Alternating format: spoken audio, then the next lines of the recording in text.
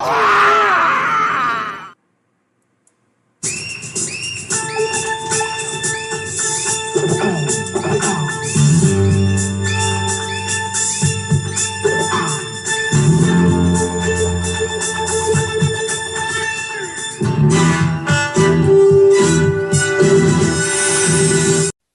11:59 at Radio Free America, and this is Uncle Sam with music and the truth until dawn. Right now, I got a few words for some of our brothers and sisters in the occupied zone. The chair is against the wall. The chair is against the wall. John has a long mustache. John has a long mustache. It's 12 o'clock, Americans, another day closer to victory. And for all of you out there on or behind the lines, this is your song.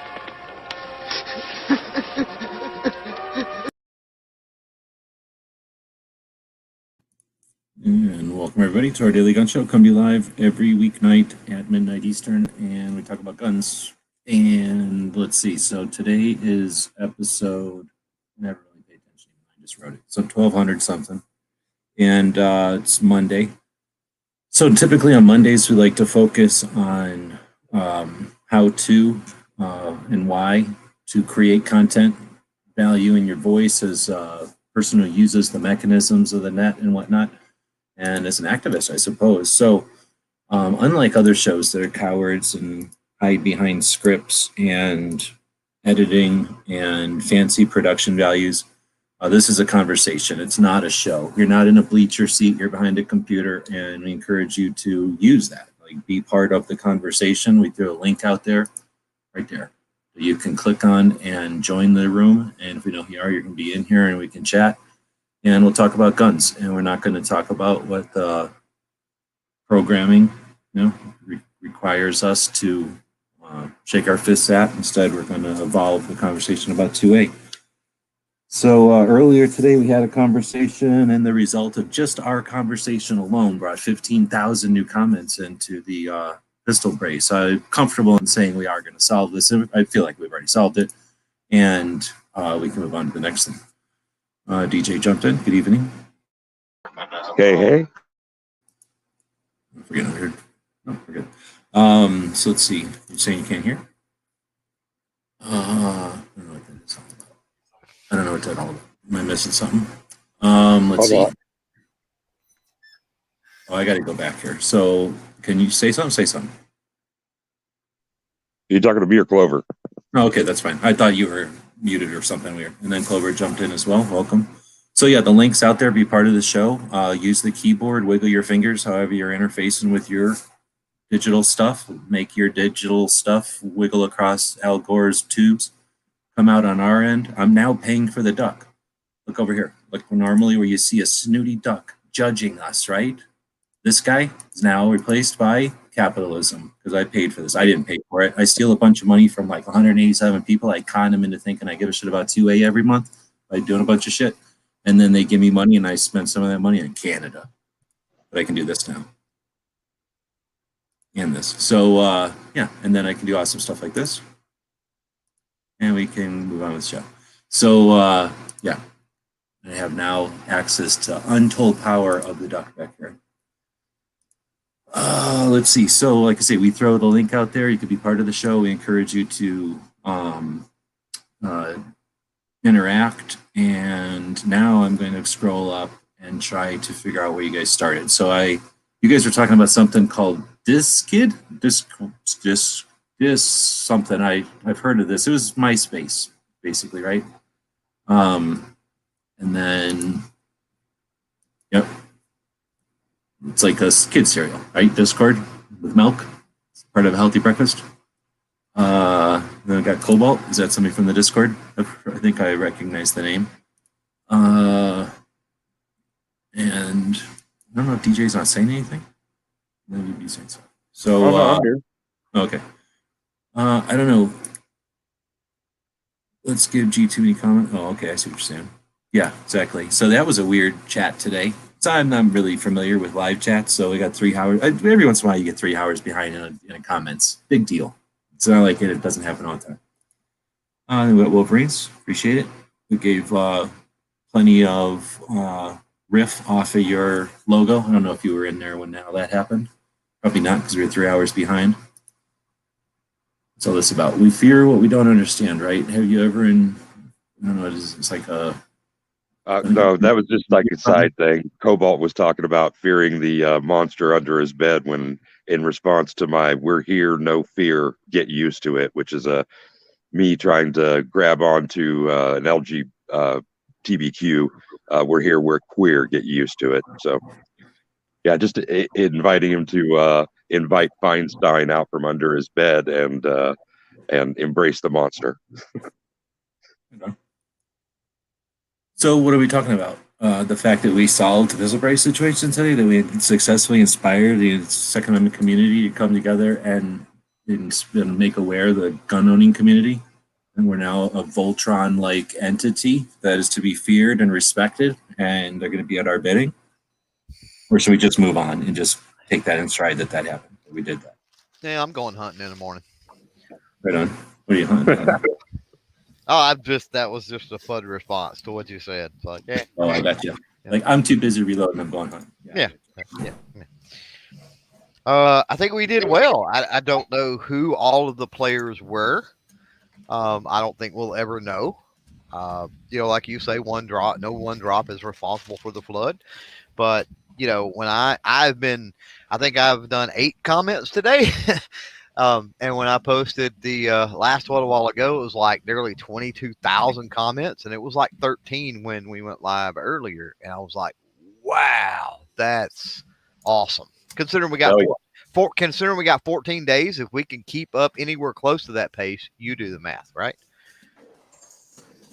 I don't even have to talk, and I can be the whole screen now. I'm still playing. All right. So nice. For those of us that were on, I was on Firewatch last night, so I got rack time in during that whole gig. Can you give us a summary, guys, and let me or anybody else for posterity know what went down?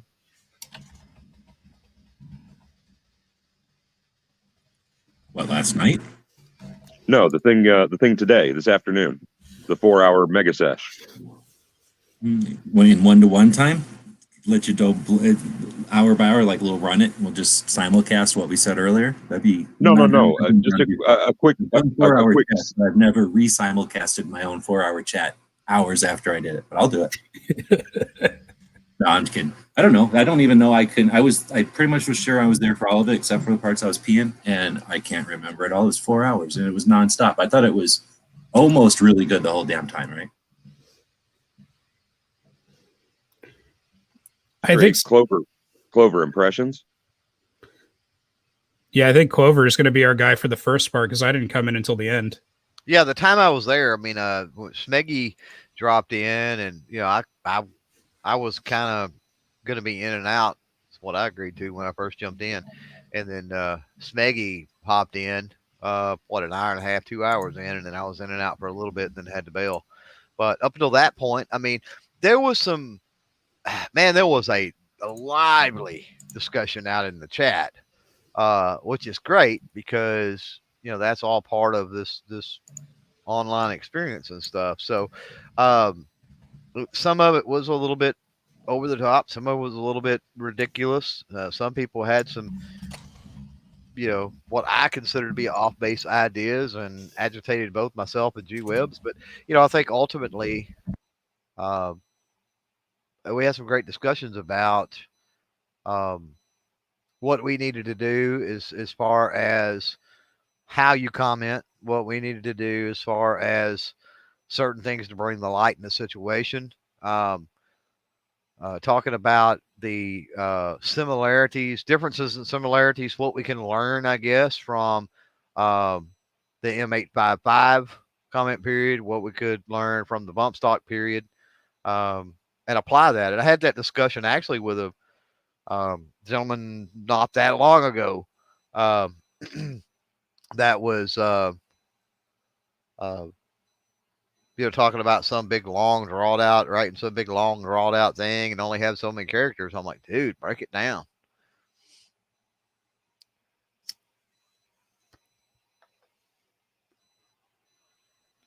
How can we make headway in regards to promoting the 2A to minority? Oh, I guess I can. to minorities. I don't know what you mean by minorities. So, number one, be aware of what already exists and amplify what exists. But then there's definitely what I want to call minority groups that are not yet represented at a national level. They're certainly not all minority groups represented at like within each other group, right? Like there might be a gay group of people that own guns or something, but that doesn't mean there's like a gay team of shooters in steel matches, or I don't even know. I'm just trying to come up with variables, right? Like there's so many if you want to start classifying people, and then then you got to start saying, how do you promote? So headway, I think that is first you got to discover what's out there, because we've got many years of awareness and willingness, and then it took a while for people to appreciate that and to take up the offer, right, and be the first people in. And that was at least 5 years ago, at least, because the major organizations are all at least 5 years old, and some of them are even older, but most of them are at least 5 years old. And it depends. But if you want to talk elderly, that's a minority, and they don't even exist. There's nothing like AARP, like AARR5, right? 15, I guess, right? There's no AARP 15 or something, right? There's no older people.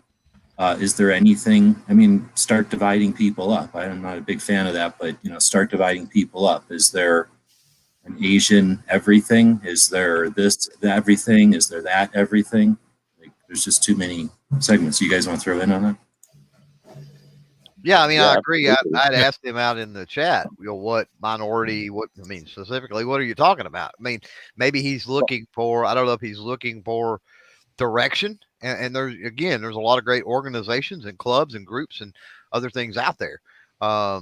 Okay, he finally said, yeah, he's familiar with Maj. Okay, great. He says, like the Black community, Hispanic community. Yeah, Maj, KD, Tony Simon. Okay, but guys, hold up. I want to migrate us the hell off of race. We need to stop considering race as the primary group that we want to target, who is underrepresented, and go to the folks that are on further margins and where race is not a matter of question. One of the things that came through the Discord discussion was stature. Okay, limiting access by not allowing stabilizing braces for someone with dwarfism, that goes against ADA. A whole bunch of other federally protected groups. So if we stop talking about dividing people, so don't yell. I mean, we're not dividing people. We're being asked to deal with minorities. I mean, I agree that's one of them, but come on, man. Like people who decide to create an organization called the Asian this or the Black this or the upside down that's their decision to make it a thing. And if they want to make that decision, then we're going to acknowledge it. But I understand what you're saying, that there's things that are cross race, I guess, whatever. But anyway, well, I mean, the whole LGBTQ thing is cross race, right? Is multiracial, let's say. Yeah, but it's still, there's one, and I think there's more than one gay guy. There's more than one lesbian. There's one organization, but Hispanic, nothing. Is there? Nothing. And talk about the potential. Well, okay, yeah, there is. What is he? Roland? Johnny Roland? Yeah, Johnny Roland. Not big. I mean, it's fairly new, getting some.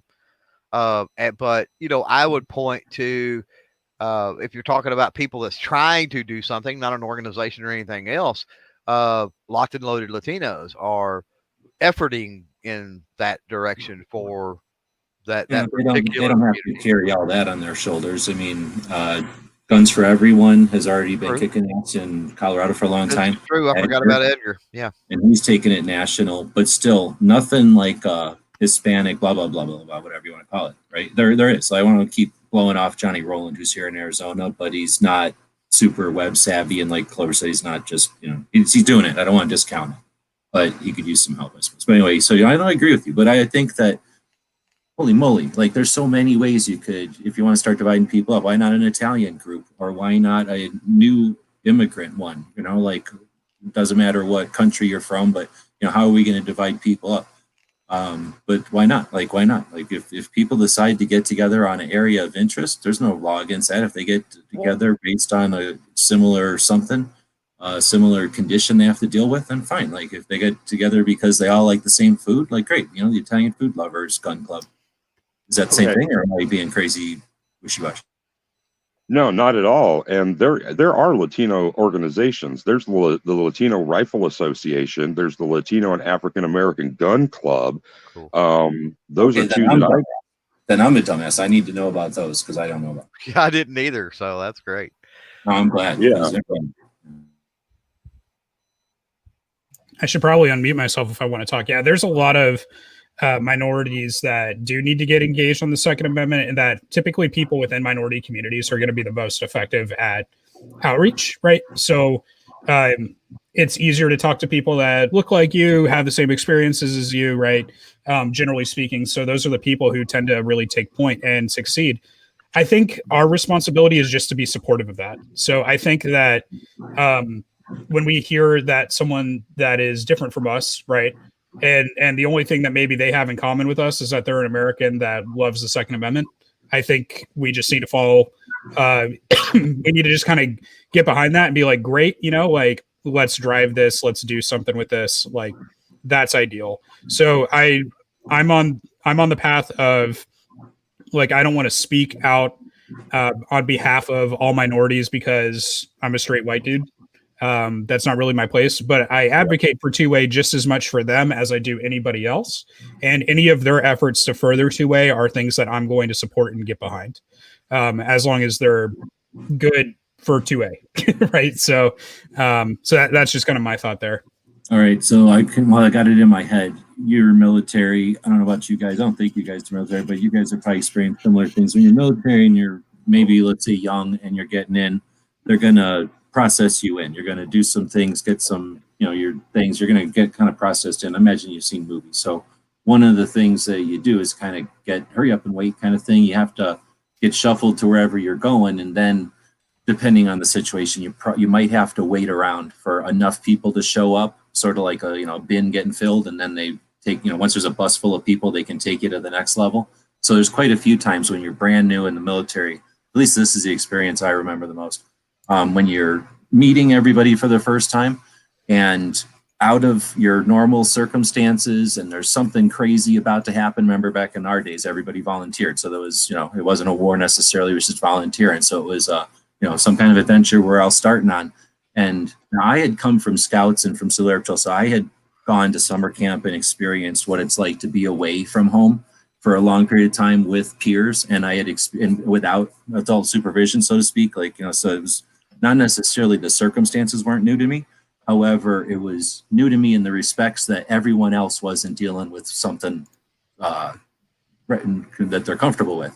So what we experienced is a whole bunch of people getting together, often for the first time they'd ever left their homes, let alone traveled, and then meeting people of different everything, because we're coming together in basic as a whole bunch of people from everywhere and ages and every experience. And then we're basically sitting around and it's immediately clean, run around and do stuff, or clean, or you're getting yelled at. It's like, so immediately you figure out to we're all, you've seen basic movies or whatever, movies about basic. So that was an experience where I found that there was like a forced opportunity to melting pot. And that's something that I think gun ownership can foster. So that was a long way of me explaining something that I experienced as a young kid. And I do see the gun ownership as something like that, because every gun owner just about is about the most chill person pretty much.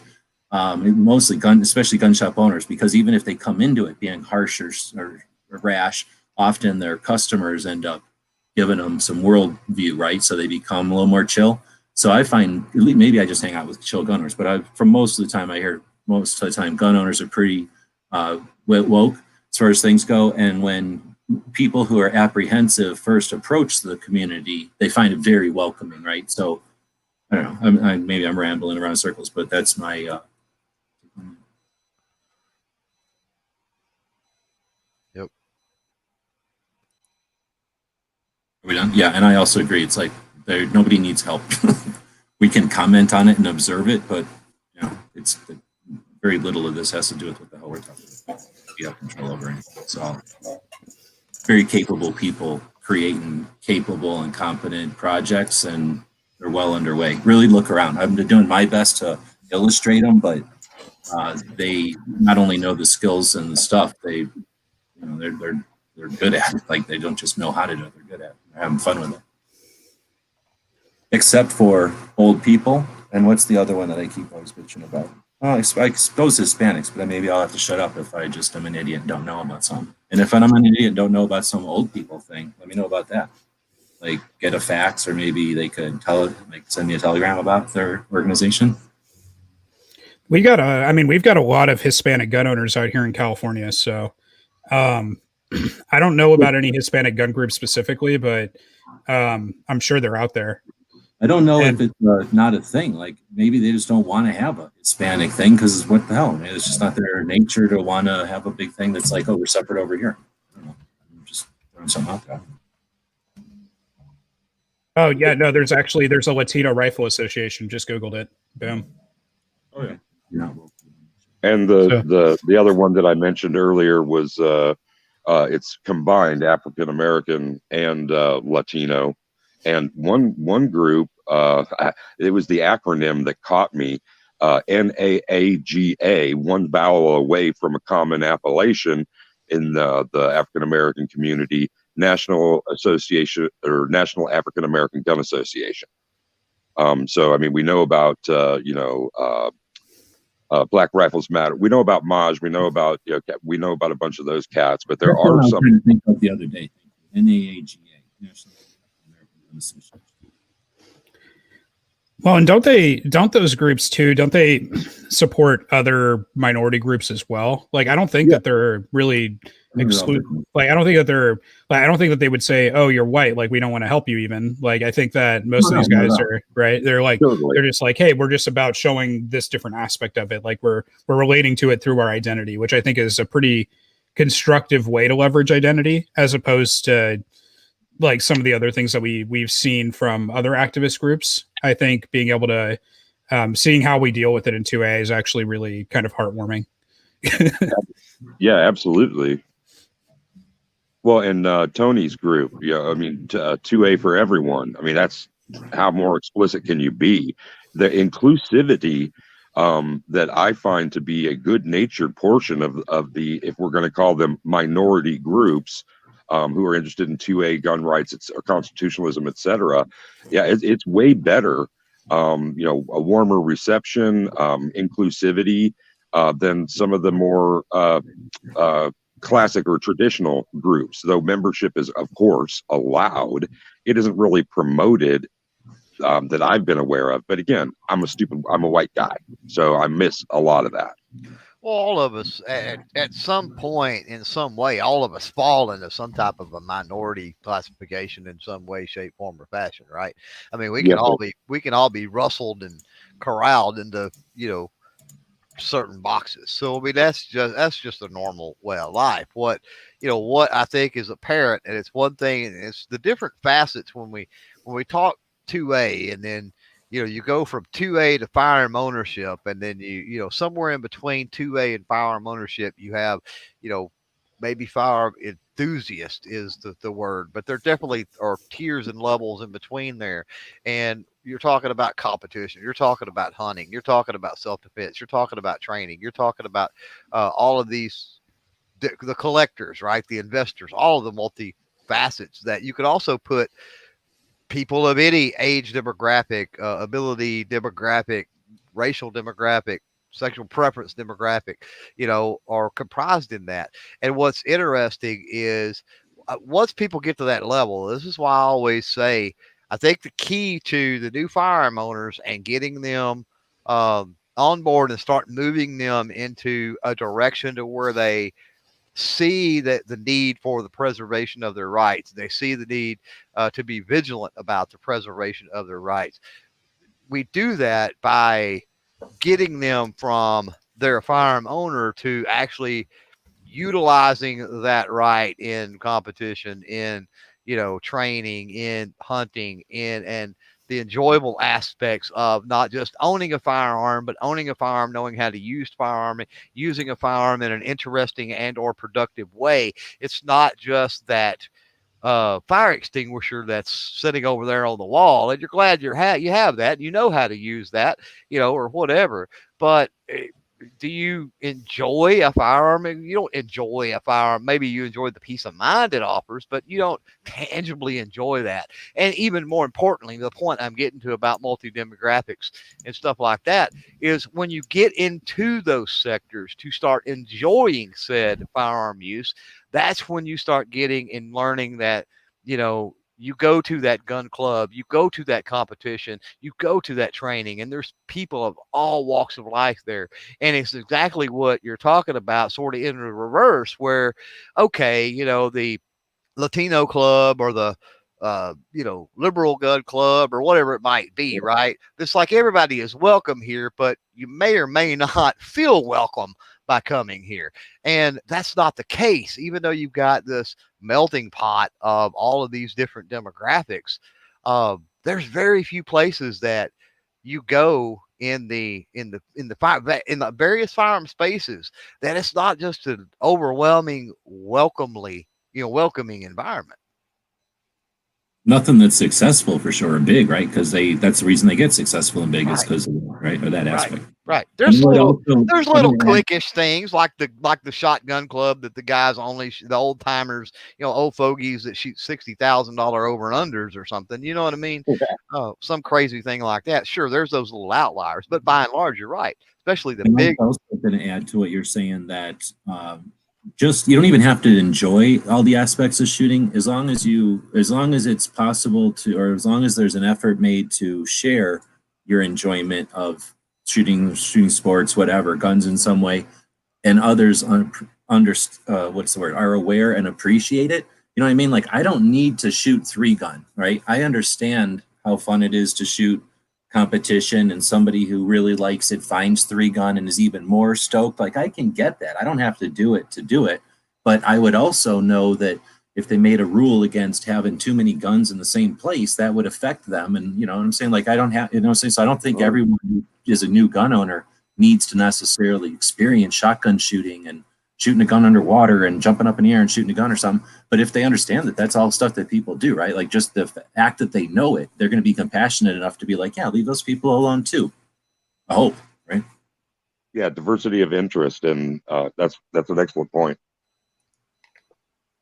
What are we doing tonight? I feel like I need to keep up with the comments because I've been 3 hours behind with my comments before. So Smeggy said, oh, I didn't know something like this happened before because he had said something on Instagram about the M855. I left that one up there because, yeah, the more I've been using that, and I've been using it for the last couple of days, going to different chats and trying to, get people awake that we got whatever amount of days, that seems to open people's eyes. Like, oh, there has been a success, so maybe some memes, maybe some graphics. What's the word of that? Like infographics or something.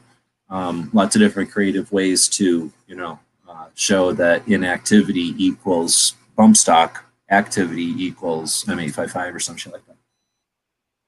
Let's see. And it doesn't help that the newer crowd is seen follow people who make current events out to be something that never happened before. That's definitely a thing. I don't know what you're replying to there, but that's why I am doing what I'm doing, is to stop the cycle that turns us into the mechanism to be used against guns in 2A, using our tendencies or some people's exploitive nature and other people's unawareness.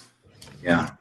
So if the trolls, let's see, after the trolls earlier, that was Bloomberg plans. Earlier, I wasn't expecting much, but they turned on a dime and seemed to be open to leaving a comment. Oh, so you're saying, I don't know if Smeggy realizes, but we figured out after a while that number doesn't update automatically. It updates when the employees of the ATF, who are the human beings moving all those comments through, verifying that they're not all swears or spam, those update in batches as they accumulate or something. Because for the whole time we were live, it was like 5,000, right?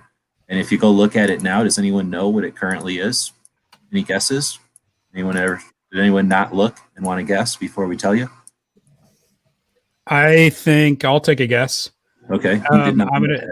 I totally looked, which is why I'm so confident. Oh, okay. Has anybody not looked at the 5,000 earlier? I look down at the bottom of those things. But anyway, yeah, you want to tell him? Tell him. I believe if I remember the number, because it's not on my screen right now, but 21,444. Yeah, so that means it hasn't changed since you looked at it. But yeah, 21,000. If I'm not correct, it was like 5,006 or 56.7 or something like that. 5,700 something. Yeah, I just got through submitting my my second comment following our little writing jam sesh that we did. So, all right. Well, then let me zip into that. So then Clover said something about asteroids big enough to cause major changes, fly by the planet every day, but people only focus on. Okay, so that's a matter of what we're led to focus on, right? Instead of what we choose to focus on. So I'll quit looking at the comments. Y'all went down into the dungeon, into the basement, and talked about stuff. And since it's completely impossible for us to see what happened down there, can you tell us about what happened in the dungeon today? Good stuff. Well, yeah, I'll tell you know what, I'll let DJ tell the story because DJ is a new inmate at our dungeon. And this is what, like for the last couple hours since the live show ended, you guys have been in Discord, huh? We just took an hour. I'm gonna start doing a thing there, and then I might take it out. I'm gonna talk to the people in my Discord. I'll see where they're at, but we might take it out onto YouTube and just do a live with StreamYard, what have you, depending on the size of the group. And I don't want to. I fucking kid around or whatever, but it's to keep people from getting complacent and to just follow what the other people did. I want you to understand that you're doing it for a reason, right? Not just because it's easy or because the other guy did it. But yeah, if you're comfortable there and it works for you, fucking tell me to shut up and do it. But then, yeah, do make it useful by doing a summary at the end and putting that on YouTube. Like that one time you did with the live chat and the comments and stuff. Like that's all I ask is so that what is created there doesn't just stay there as all. But anyway, yeah, I'll shut up. What else? You guys had an hour? I thought it was a couple hours. But oh yeah, we just took an hour to walk through reading the first section of the ATF letter or the ATF proposed rules for pistol braces, right? And so we just broke down those 5 or 6 major bullet points. And I've saved all those, so what we have is not lost forever. But like we discussed, like why deciding based off of caliber restriction doesn't make sense, why deciding off of weight and length doesn't make sense, like the pull attachment method, stabilizing brace design features, all that stuff. And then we had some high level points at the end of it. Where we talked about how it seems like the ATF is just kind of shooting for what California did, which is they want to make firearms less safe and less ergonomic for the law-abiding citizen, for like when they have to respond to that criminal or whatever else is going on. It seems like if you're a criminal, you get nicer guns. It really does. So that's kind of odd. Like, wouldn't we want it to be the other way around if we were so about law and order and encouraging good legislation? Wouldn't we want it to be the other way around? So that was kind of just what we got to. And we have a whole bunch of bullet points, many of which we've talked about in previous streams, some of which were new to me, things that I didn't think about. I think it sounded like DJ, it sounded like you got a little bit out of it too. I was actually surprised at how much I got out of it. I thought it was really productive. So I really look forward to the next time we do this exercise. But yeah, it was great. Yeah, absolutely. Brainstorming session like that is so inspirational. And I did, that's kind of what I was talking about before. And it was the impetus for making that observation about, people's stature and what that means to them. And Cobalt's out in the chat right now and Barbecue's in it.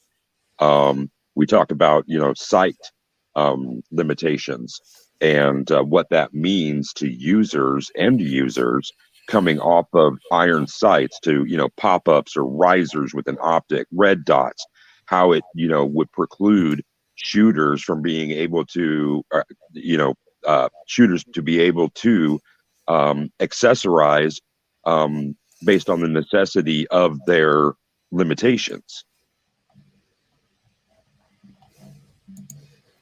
Would it be a strategy to require that bad guys wear like a strobe light and maybe a contrasting color to the background when they're doing things that might involve visually hindered victim? Right. Yeah. We'll have them wear PT belts. I mean, that's what the Army's gone to now. So they'll just wear nice reflective belts whenever they're walking around. That's not asking so much. Just when the crimes, just during the crimes. That's all. Yeah. Safety. So Clover, what's all this about? Right? You talking about the the conjunction or whatever of Jupiter and Venus tonight. It was pretty awesome. No. You look at that. No, it was Jupiter and Saturn. Jupiter and Saturn. It was Saturn's rings though. Yeah, it was awesome. I seen it. Yeah. No, it's not what I was talking about. It's like they were talking about when it comes into like people that don't know, right? That what I was saying was we were talking about new people coming in that don't know what they know, right? And so these new people have come into play over the last few years, and they don't know 2012. They don't know the AWB of 94. They don't know all of this other stuff. And so they follow these influencers or online news sources or whatever it might be, right? That don't give historical context of stuff. And so they make everything out. This latest fight is the end of the world. It's the apocalypse, and they're taking all of our guns, right? And so for these new people coming in that don't know what they don't know, they haven't been through similar situations in the past, right? And so it's like that's what I was kind of trying to make the correlation, and it may have been a bad example, but there are tons and tons of asteroids that would significantly change life, at least on specific continents on this planet for generations, potentially, if not more, that fly by our planet every day of the week, pretty much, right? But nobody runs around talking about that. And when we talk about a big asteroid, it's all about that big asteroid, right? It's always about the next big thing. It's not about all the dribs and drabs and things that have happened in the past that trickle by in a stream on a daily basis. You know what I mean?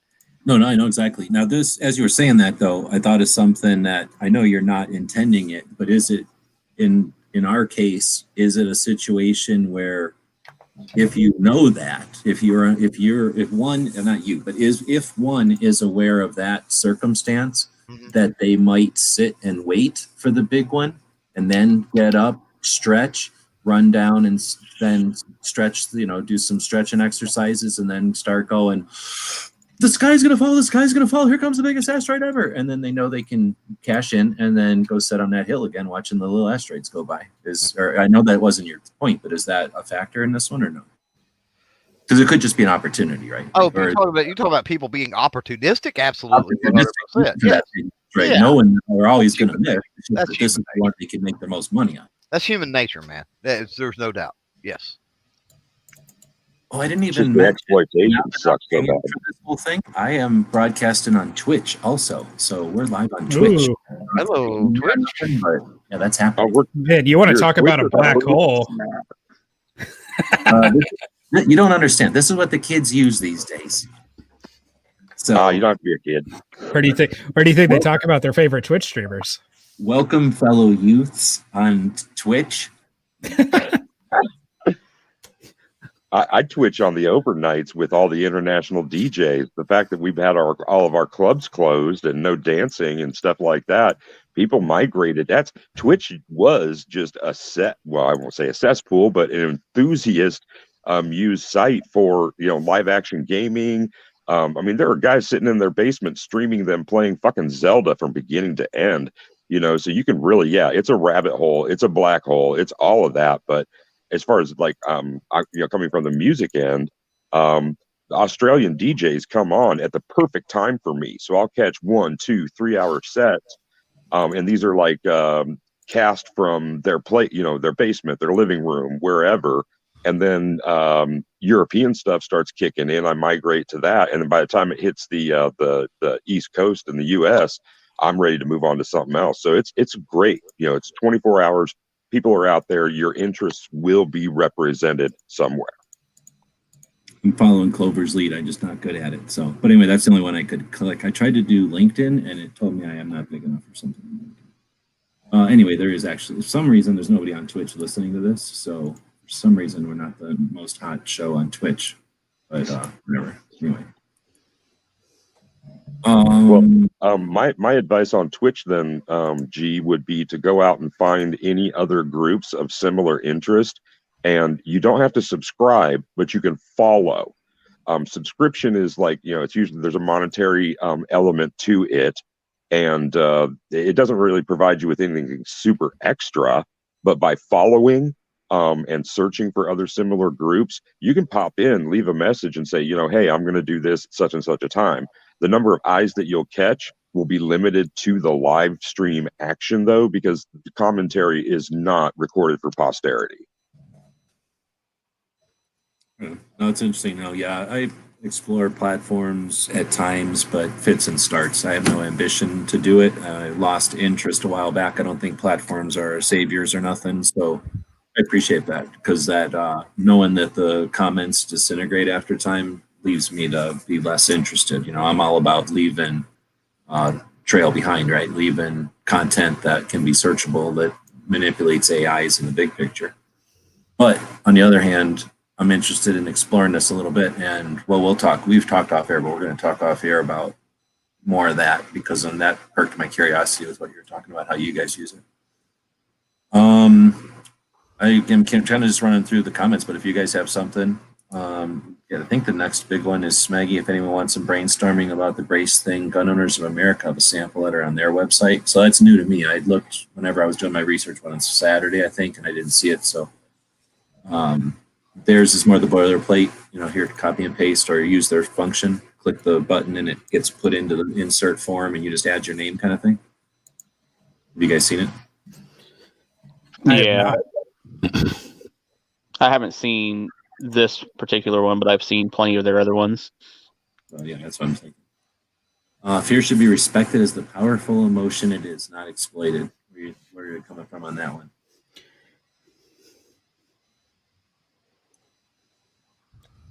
Okay, maybe not. No, I did hear that with those form letters, like for the GOA, where people just do the copy and paste, fill out their information stuff, and click to send. That when the ATF sees those, they lump them all together as one comment.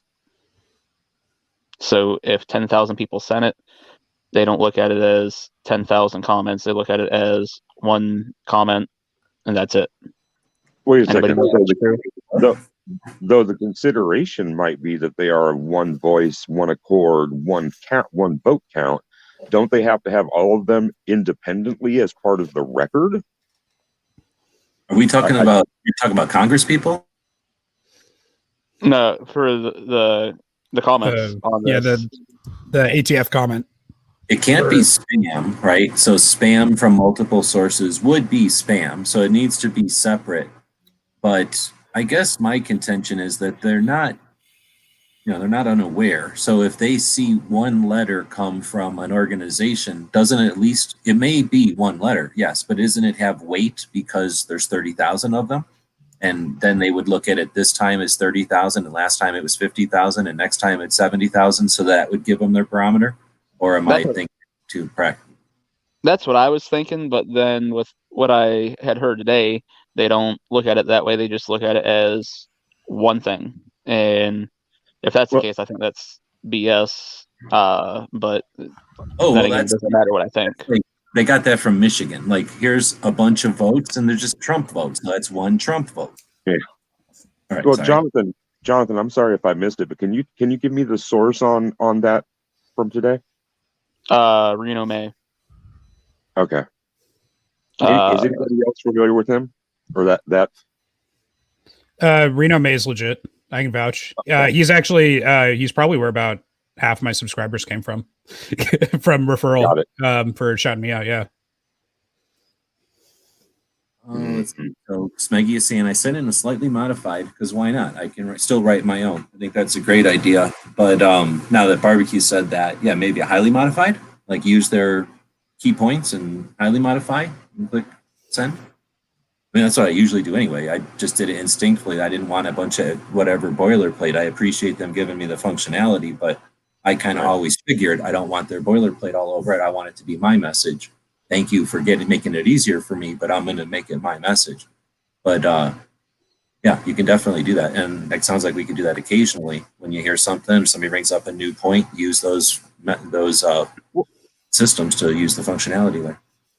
I guess I'm a little bit confused about that because when it comes to offers, okay, I think all of us have probably received some sort of mail where the group that we're part of, the organization, has generated a form letter, and they include a stamped address, a self-addressed stamped envelope, and you simply, write in your comments at the bottom if you wish, but the boilerplate letter is what you're sticking in the envelope and sending off to DC. So is it that maybe the ATF is, their standards or practices are different than just a straight congressional thing?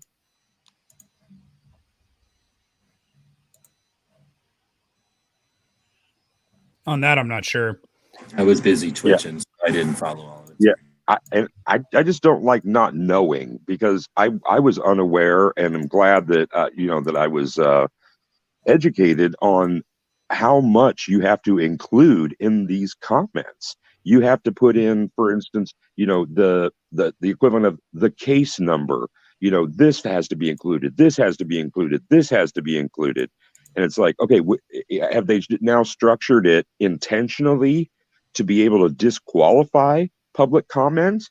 And that OCRs can read it, it's so that they don't have to worry about postcards and stuff written on napkins. Imagine having to deal with, at this point, what's 22,000 comments if they were on pieces of paper that were irregular.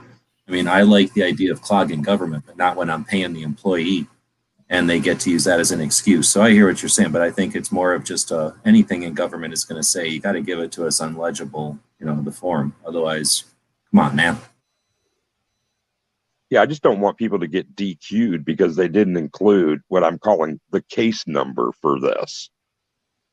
Well, you Like have some to have a little case number. You're technicality. sending it to the National Register. That's like saying, I sent you my money, but I didn't put my social security number on it. Come on, it's mine. Like, of course you need to have a case number on a comment to the thing that takes comments for every single issue that the government does. It's not like the ATF's website. It's the Federal Reserve Register website. So, Okay. yeah, I'm just Thank saying you have to address the envelope. That's all that is. But you're right. People are going to miss that.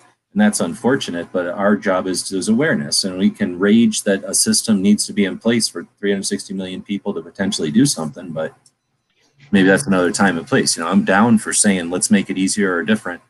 I'm not down for making everything easier, unfortunately, because that would require them being aware of each of us in some sort of a database. And I do not want a government that easily, owns us. But anyway, that would be something for maybe March or something. Once this battle's over, hopefully we have some free time. And unlike 2015, which we're going to be using a lot as an example, right?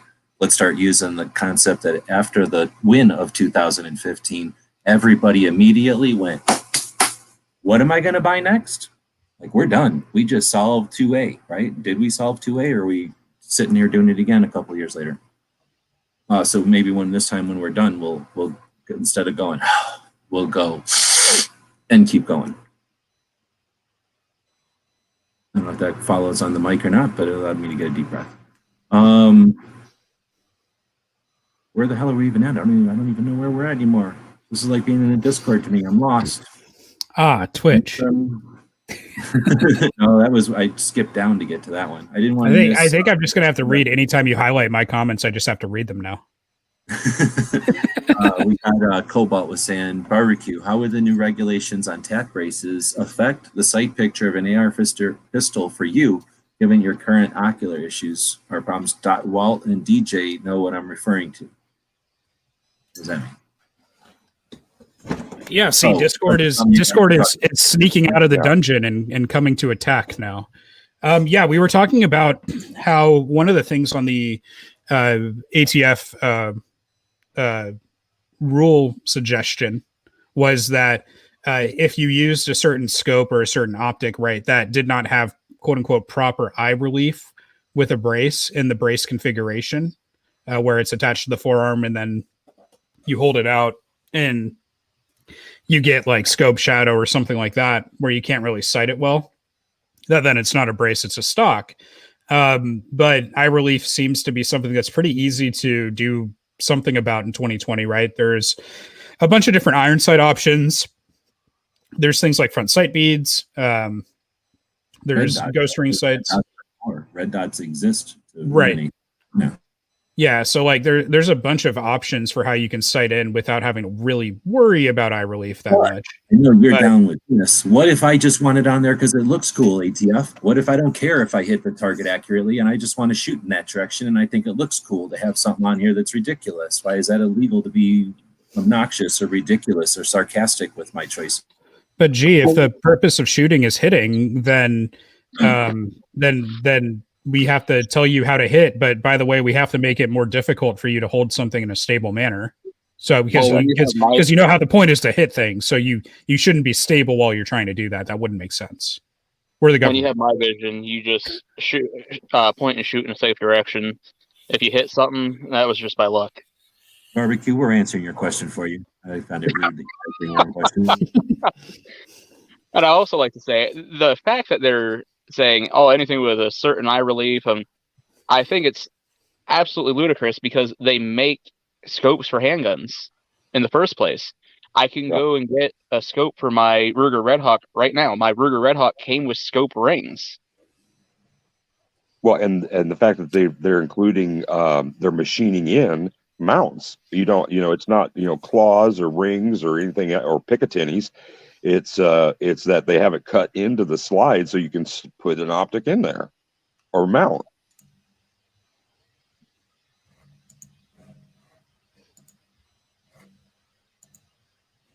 Crap, I've been sending everything to stupid Twitch. I don't know how to work my own new duck here. Sorry.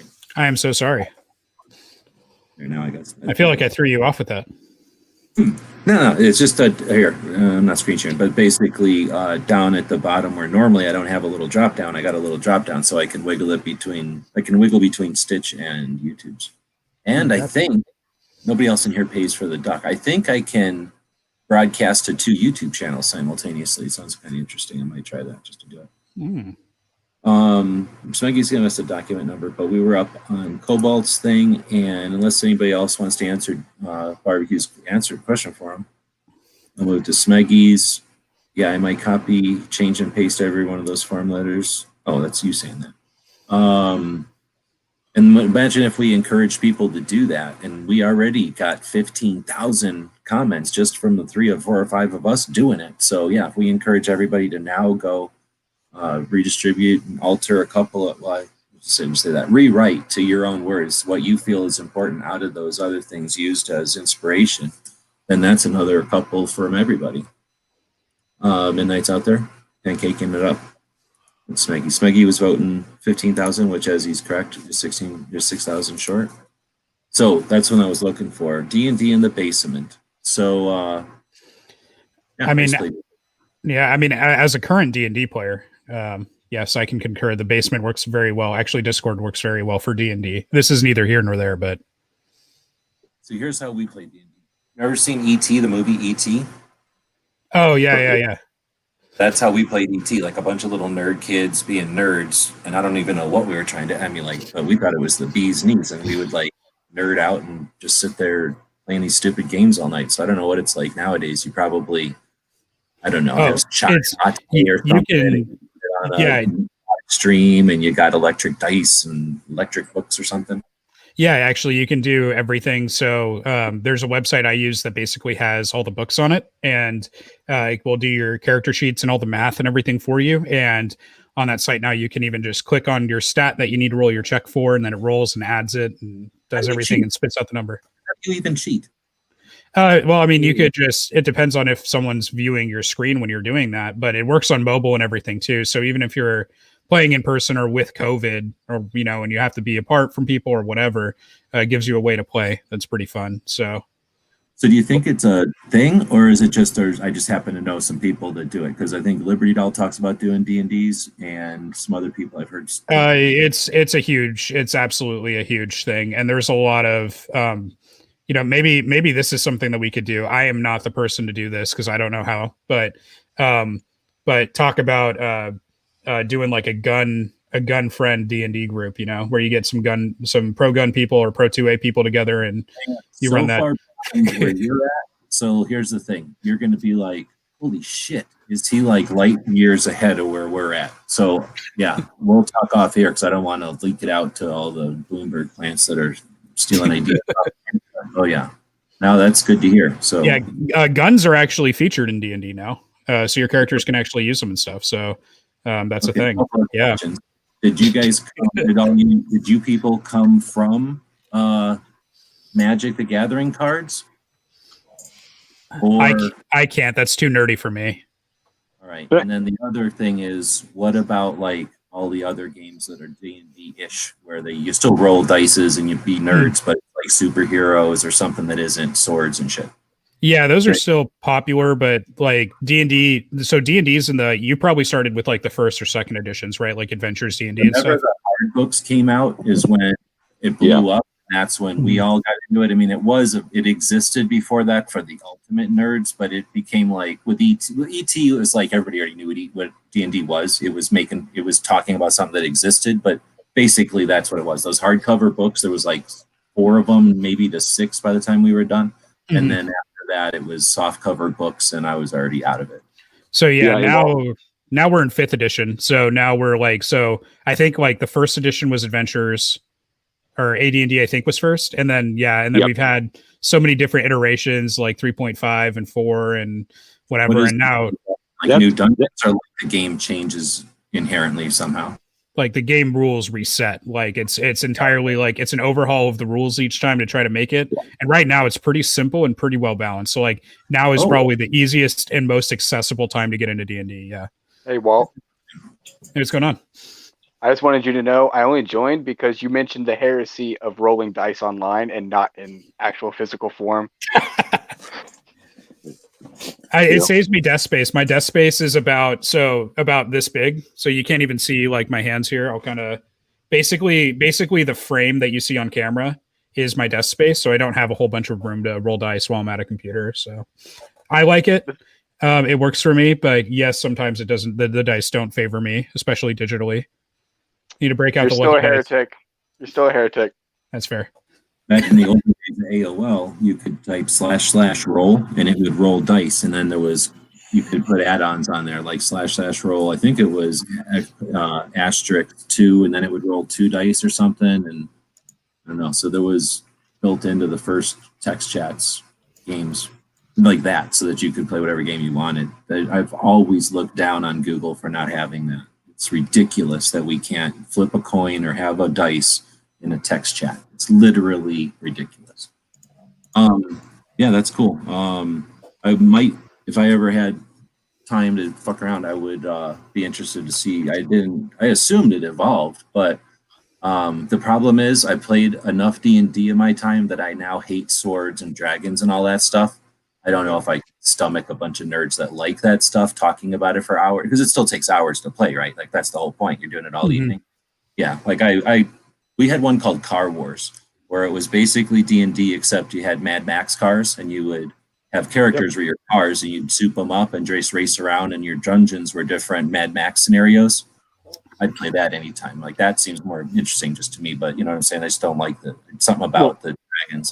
Dragon must have done something to me. I don't like dragons anymore. Well, gee, do you remember in the 80s when TSR went from just the foundation books to publishing all those modules that you could pick up back then for like $3 to $5, and it was a single campaign, everything was outlined, and then all those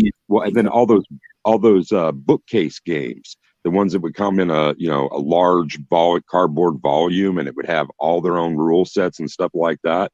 Like those things still exist for almost every interest, and foundationally they're the same.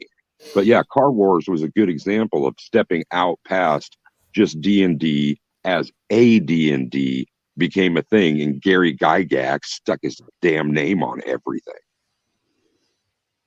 Oh, his name's still in it. He is so branded into it now. It's there's like spells that are like with his name in it, and like the names of like other developers or writers for the game and stuff like that, where they like spell their name backwards and do little cute things to play homage to him. Pshaw. I am not nerd enough for this chat. I'm sorry.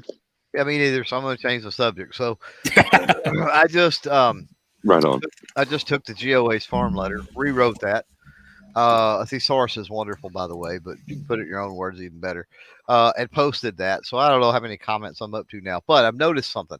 Now I am signed up over there where I get the notifications, right, that I've submitted the comments. So I've got an email copy of it. Anthony was talking about, so you can see what your comments progress is. Right. So none of my comments show that they all say comment posting status, not posted by agency as of 12/22/2020. So my question for the panel, for anybody that might be listening in the chat, whatever, and if this is a replay or something when you hear it, I mean, hit me up, email or something. I'm curious if anybody else says that, because from what this is saying, mine are not even appearing in the comments yet, which is I find strange. I don't know why maybe they only update every 24 hours, but if that's the case, No, it's not 24 for sure, but read the little question marky thing. Like when you go down to where the number is, it tells you how many. Hover over the question marky thing, and it tells you literally like we do these in batches, and whenever people are done, we move them over. And it can't be 24 hours because it moved since we were looking at it before, right? Yeah. Well, but I get it, but that number of comments has updated, first of all, since I posted several of these, or I've commented on several of these. That number has updated by literally tens of thousands at this point. So yeah, but what if they have 50,000 in there? That's all they could do. Well, that's true. That'd be awesome. I hope that would be awesome. I'm being optimistic. Yeah, I hope so. I hope they're getting thousands an hour or something. That would be beautiful. Well, I really don't think it's unrealistic. All it really takes is a large entity to encourage it and a bunch of follow-up entities to say, yeah. And then boom, everybody knows about it really quick. Plus, it's at Christmas. Yeah. Hell, they're doing it at the dumbest time to be animosity about it. Actually, yeah, just a series of comments that were nothing but, are you serious, Christmas? Like, question mark. Just like a flood of those would be useful too, because like just pointing out how wrong and culturally insensitive the timing is by itself is a worthy point. I don't remember at what point in the commenting, and that's one thing that's great about they send you an email receipt for it or whatever, so I can go back and actually as I'm thinking of new things and making a new comment. But I don't remember what number that was, but that was one of them about the timing. Not only the timing, but the time frame, the allotment that we were given to respond to this. I'm like, this is not fair. This is I'm not accusing the ATF of anything, but this certainly does not look good. It does not hold to the regulations and the standards that you guys are supposed to be practicing. What's going on here with this? This doesn't make any sense. At the very least, you should be extending this out. And at the absolute worst, you shouldn't even be attempting to bring it up right now. You should give this several months. And I've already submitted another comment too, going down the road of COVID with everything happening and, shutdowns and all of this other stuff going on. So yeah, anytime that, and I don't mind, I'll comment 100 freaking times if that's, what comes across my mind. But anytime today I've had a thought about one section or another while we were having conversations, I went and made a comment. That's what we're supposed to do. So another thought I had about all this is going back to the M855 comment period, and there was 80,000 comments that got the ATF to change what they were thinking about with that. They had a 60-day period with that, so they're giving us 14 days with this, and we're already up to 20,000. Even if we didn't get 80,000 right now, we would be on track for that 80,000 if we had that 60-day period. And I mean, hopefully we're going to get well over the 20,000 that it's at already. But I think as a whole, they need to look at the amount that came in the short amount of time, even if it's not, 50 or 80 or whatever the amount is.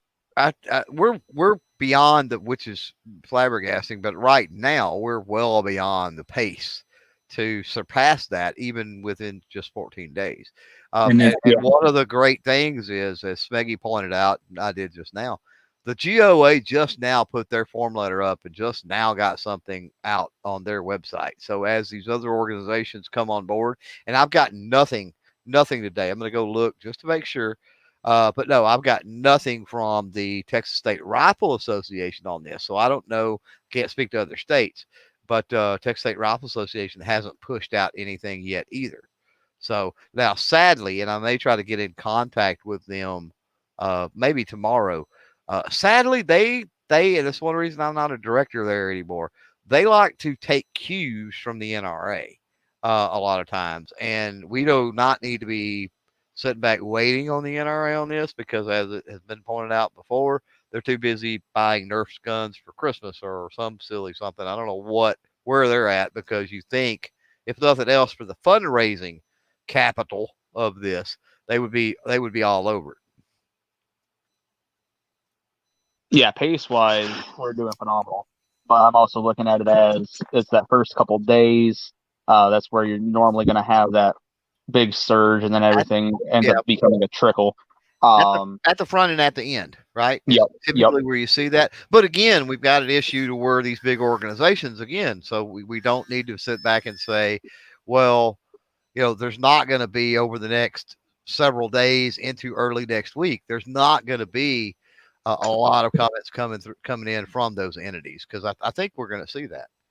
Yeah, and that's something that I've been actually waiting on is, I mean, not to make my own comments, but just those form letters, that I'll get in my email from Second Amendment Foundation or GOA and places like that, just so I can go and do theirs as well.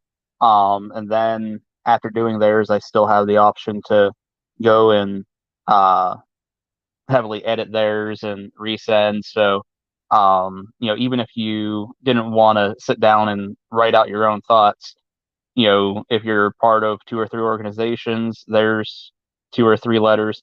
Then if you modify those, well, now you just sent 4 to 6. And then if you're able to sit down and do your own, that's even more at that point.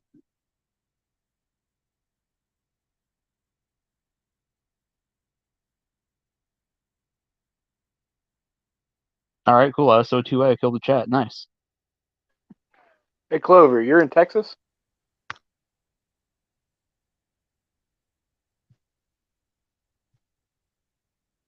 Yeah, if I'll unmute. Yeah, I am. So you heard that Representative Kyle Biederman is. Go ahead. Sorry. Yeah, no, Representative Kyle Biederman is trying to introduce, or so he says, the constitutional carry bill for Texas again. They do it every session they have for like the last 20 years. So yeah. Well, then let this year be the last year. Who am I talking to? Cobalt. Sorry. Oh, okay. Awesome. Are you here in Texas? Yes, sir. Oh, awesome. North Texas. Oh, okay, sweet. Yeah, I put out a video not long ago about this whole notion of the blue wave being really a crock of crap.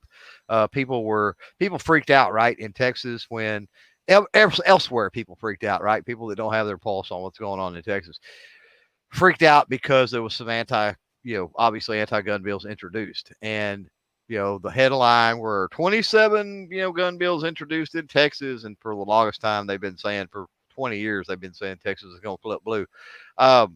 And so I had to make a video. So it's a long 25-minute video. It hadn't got much traction because it's, well, a 25-minute video, but it really lays out the makeup of our legislature, sort of how our legislature differs from others. The every other session certainly helps.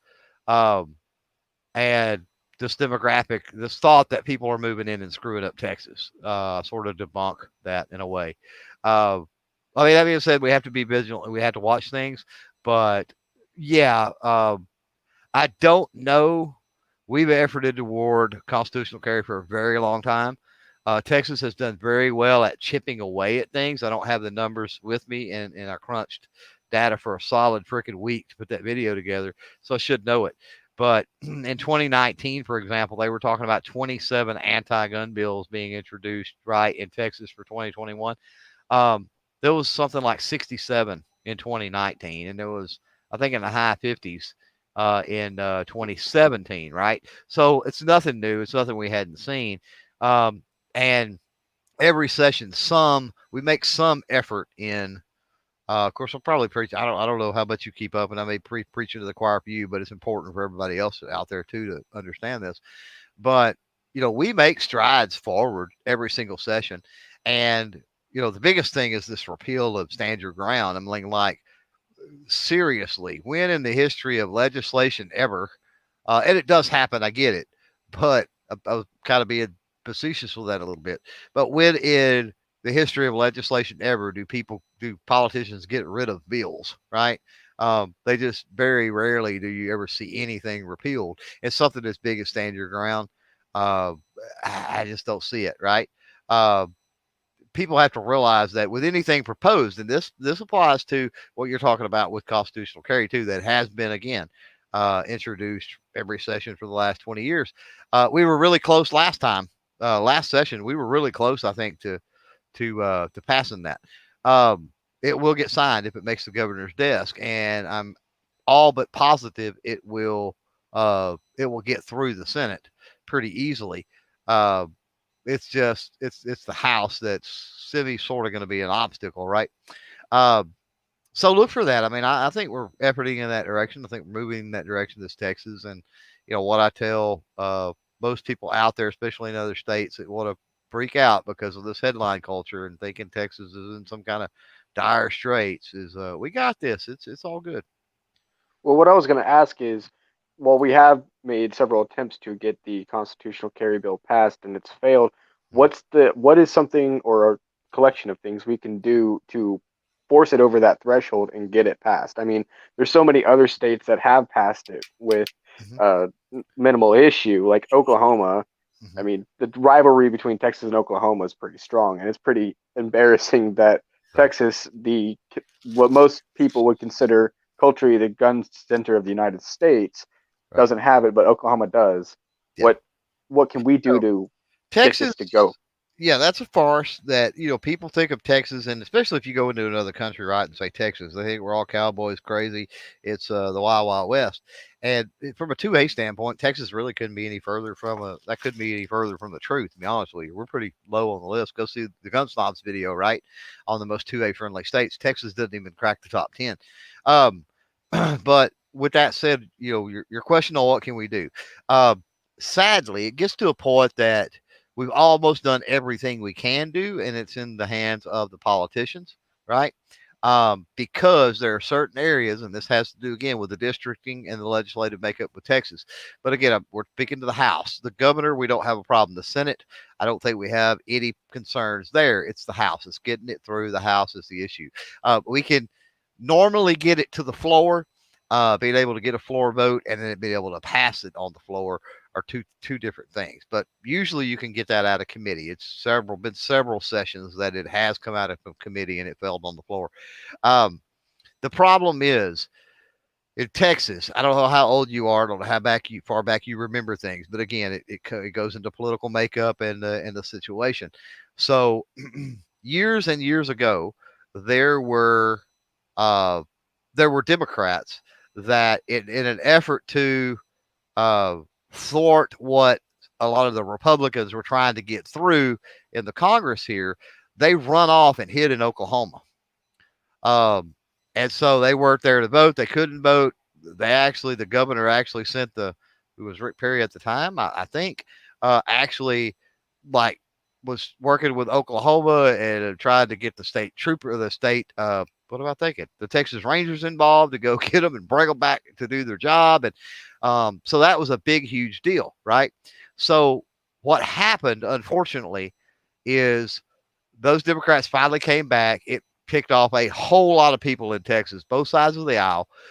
When that happened, you had a lot of Democrats that jumped ship, and they jumped ship and went to the Republican Party because back then the Democrats had tainted and left such a bad taste in their mouth with them cowarding and running away and not even, and not being here to do their job, basically. That you had a lot of Republicans that were Democrats, but in order to win, they had to flip to the Republican ticket, but they're not. They're honestly, they're more like me, to be honest with you. They're not your standard run of the mill Democrats. That said, the political theater, political clout, the way that the game's played, and everything else, we have some of those that are Republicans that tend to allied with the Democrats. It's not a lot, it's a few. And again, names and the districts they're in escape me right now. But it's going to take basically voting them out of office, right? Or waiting them out till they retire or pass away. And unfortunately, what am I thinking? The Speaker of the House, not this go around, but the previous Speaker of the House. So why could I not think of his name? Anyway, it's irrelevant because people out there probably aren't from Texas and it don't matter. But Wait, the previous. Is that the time of Tip O'Neill, or are you talking about a state? No, we're talking about Texas. Okay, right on. Yeah. So the Speaker of the House that we had for the longest was one of those flip-flop guys, right? And so that's one of the reasons that constitutional carry couldn't go. I mean, they have a lot of power when it comes to setting committee appointments and other things. That said, the other Republicans in that majority, right, were enough to get things through. So yeah, I mean, it's a matter. It's going to be a matter of voting those particular people out of office or waiting them out. I think, because they're not gonna or change or being able to change speaker somehow, because the speaker we got now was a puppet of the previous speaker, right? So you still kind of got the same shenanigans there going on. So yeah, again, it's nuances of Texas politics. Most people that are out there, I don't necessarily fault them and blame them and shake the finger that they're fake newsing everybody about Texas. They don't know all of these nuances and the and behind the scenes. But hopefully that shed a little bit of light on what's going on. Well, the way I see it, the way you're describing it, is kind of like the situation back during the Great War, where you had trench warfare and nobody could move an inch of ground to get to their objective, right? So what can we do thinking outside the box? And I'm not saying I have any real idea either, but what can we do thinking outside the box to basically implement our version of a tank to break that line and get through? What kind of, I guess, again, other than volunteering on a political election level, it's going to take more than just throwing money. I mean, even if you were a millionaire, I don't know that just throwing money at another candidate would work. At this point, there are honestly, and that's what's weird. People talk about rhinos, and these guys are even worse than that for the most part. There are and people get so blinded by political spectrum and political parties. Here's where the sad thing about this ends is you could even, in those particular where they are a Republican and they're getting reelected, right? Even the Democrat in some of these elections years past would be a better alternative. But you are not going to get you're not going to get Texas Republicans for the most part. You're not going to get them to switch party and vote their conscience and vote for things for 2A. I was in a political meeting one time. I was prepping for about a decade to actually run for office myself. But I won't get into the long story as to why not. That may be something I do kick back off in years to come. I'm not that old yet. No one could pay you out. Like, no one could come up with the money you were asking in order to take this. Right, exactly. So anyway, I'm just saying I've been inside, and also as a director of Texas State Rifle Association, I've been inside track on a lot of political meetings and other things. I literally heard a discussion in a Republican political meeting back when the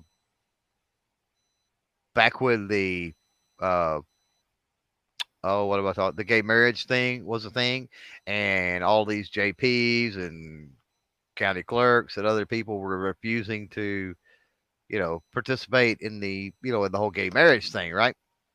And I actually heard in a meeting where they were willing, if the option came, they were willing to give up or give up private sales of firearms in Texas if Texas would reinstitute a gay marriage ban. So I actually That's heard important. Republicans. Yeah, I heard Republicans say that. So, yeah. Long story short, I get what you're saying. I wished I had a better answer for you. Like we could lobby, we could rally, we could, write letters, we could do that. It's going to have to be done at the ballot box, unfortunately. And we're moving that way. We got rid of the speaker, and his little puppet boy is there, which he's not nearly the entrenched. What is the word? I don't know, entrenched. Let's just say entrenched swamp dog that the previous guy was. So I He's not a zealot. I don't see very many more sessions him holding on to the speakership or whatever you call it. So that is a good thing. I think we're moving in the right direction, and I think we'll get to that point before anything turns blue. Because I'm not going to sit here and discount and say the turning blue thing is not a possibility from all of my research and looking. It's not probable, not over the next several terms, which you're talking 2-year terms here. So for the next 6 to 8 to 10 years, I don't see that being probable. Possible, anything could happen, but not probable. So I think that before then, I think we get a speaker replaced and potentially even get some of those people gumming up the works, so to speak, right?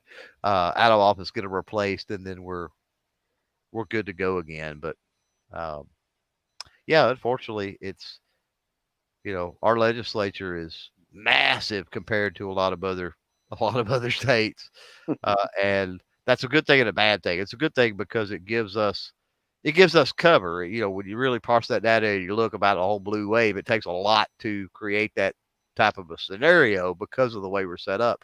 But then again, trying to get through landmark pieces of legislation and things going like you're talking about with constitutional carry, it makes that a little more difficult as well. So it's one of the situations where you've got to take the good with the bad, and then just trying to continue to move the ball forward as much as you can. I think they're going to try to loosen up some regulation and stipulation as opposed to as it relates to anyway license to carry here in this session, and eventually it'll be a situation to where a license to carry will be you freaking get online, you fill out a form, and they send it to you. I think almost. We already have one of the lowest costs for that in the country and all of that stuff. And as they whittle that away, it starts to become a point of what's even the point in having this and running this bureaucracy and having to file all this paperwork and do all this stuff when we could just pass constitutional carry and we could save the state a bunch of money, because fiscal issues and budgeting is one thing that our legislature here in Texas fights back and forth pretty hard on. So I think that's going to be, and so if I was going to pitch it, if I was going to call a congressman, if I was going to get active in there in that arena with trying to push constitutional carry, it wouldn't be the shall not be infringed or any of that. I would literally take it from we're spending all of this money on this bureaucracy.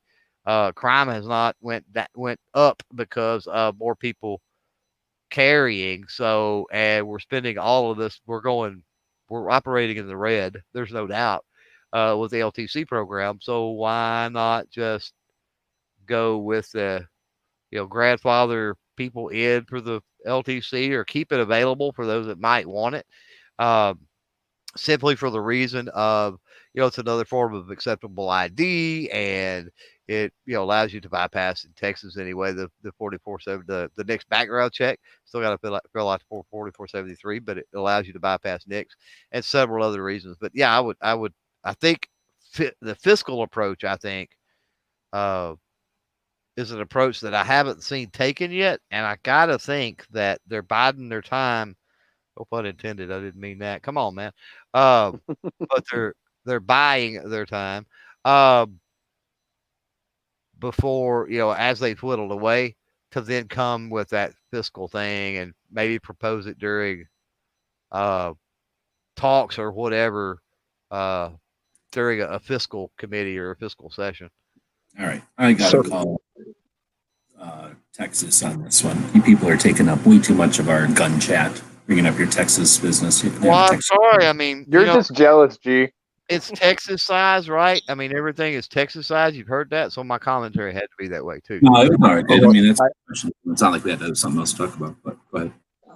I got a question for Clover on this real quick. So, like you said, Texas is one of the lowest costs in the union for their license to carry. I'm sure Pennsylvania is right along with you guys because it's $20 for 5 years for us. Is anybody else comfortable that he's pointing that revolver right at that monkey? The monkey has it coming, I'm telling you. And you notice that the chicken leg's there to lure the monkey in? Snap, I never thought about you trying to lure that monkey over there. Yep. Trying to put Clover between you, even though now you're aiming right at the monkey, I feel like. Oh, Clover, I'm just happy the dog's safe. I need you to get you to make me a logo that has a box of Lucky Charms behind the gun. But let's say, so with that, Clover, because now you kind of piqued my interest in using that argument to one of my local legislators to, I mean, granted, we're not really ever pushing for constitutional carry here, but maybe I can get that conversation started. But at the same time, if you go the route of saying, hey, we're probably operating in the red here, yada, yada, yada. Why don't we just get rid of it? Do you worry that they'll just flip it and say, oh, we need to drive up the cost? No, because they've efforted toward taking it down. I don't think they're going to roll it back. That would require, again, changing legislation, and that just repealing stuff and changing stuff just does, at a legislative level, it just does not happen that often. Even if they were to try that as well, you could argue that it disenfranchises the poor and acts as a poll tax. Mm-hmm. And that was one of the reasons that was one of the reasons they did it in the first place, is there was a lot of push to that. And there are, ours is $40 for it, and the so it was like 150, man, when it first started. It was crazy. So inflation's went up, the costs went down. But not only is it $40, but there are all kinds of mechanisms in play for your age, whether or not you are ex-law enforcement or ex-first responder, ex-first responder, and whether or not you're a college student, and there's all kinds of varying factors where the cost is even lower, if not free. The state cost, unfortunately, you got to find an instructor that does the course, and that costs you money. So, and that was another reason that they lowered it is, by the time you factor in 50, 75, good Lord, $100, that some instructors charge, and not all instructors for that are created equal. Some go the extra mile, right? And some do the bare minimum possible. And I always recommend those that go the extra mile, especially if you're a fairly new, fairly green firearm owner, because there's just more of an education with it. Just a lot more money.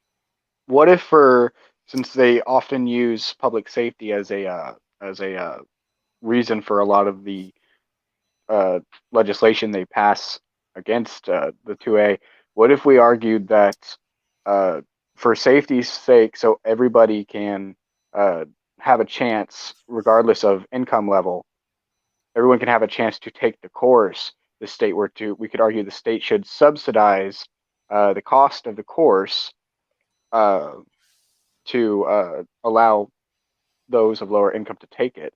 That way they're safer with their firearms.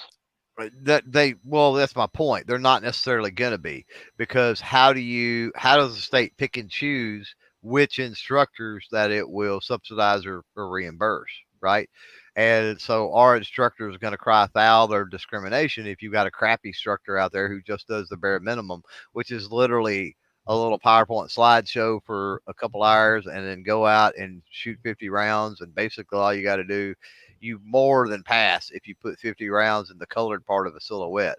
Not eat out the middle of the bullseye or anything like that, but you pass by leaps and bounds. I'm not saying you barely pass if you get all 50 shots on the green.